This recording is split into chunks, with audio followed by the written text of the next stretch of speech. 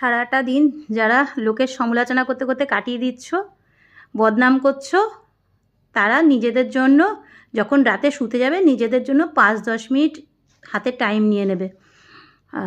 ঠাকুরের সামনে আর কি দাঁড়িয়ে ভাববে যে কি কি বলেছো আর কি আর কি বলনি, আর তুমি যেগুলো বলেছো সেগুলো কতটা সত্যি তার নামে।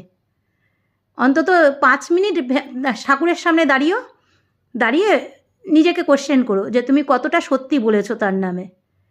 যখন দিনের বেলা বলার হয় একদম যা একটুখানি হলে আমি 5 মিনিট আরও বেশি দাঁড়িয়ে থেকে 10 মিনিট লোকের সমালোচনা করে নাও, একটু দাঁড়িয়ে নেবে, একটু থেমে নিঃশ্বাস নিয়ে নেবে, কারণ রাত্রিবেলা শোয়ার আগে ভাববে কি বলে গেছো, তখন ওই আর কি কথা বলতে হবে, কিছু করতে হবে, কাউকে বদনাম করতে হবে তার জন্য, তাই না?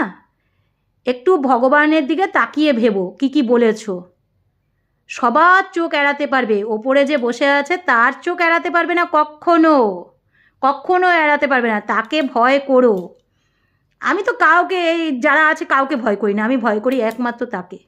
এমন কোনো কাজ করব না, এমন কিছু বলবো না যে আমার জবাব দিতে হয় ওখানে, তাই না? ভেবো, চিন্তা করো। নিশ্চয়ই ভালো বুঝতে পারছো কাকে বলছি, কি বলছি, চিন্তা করো।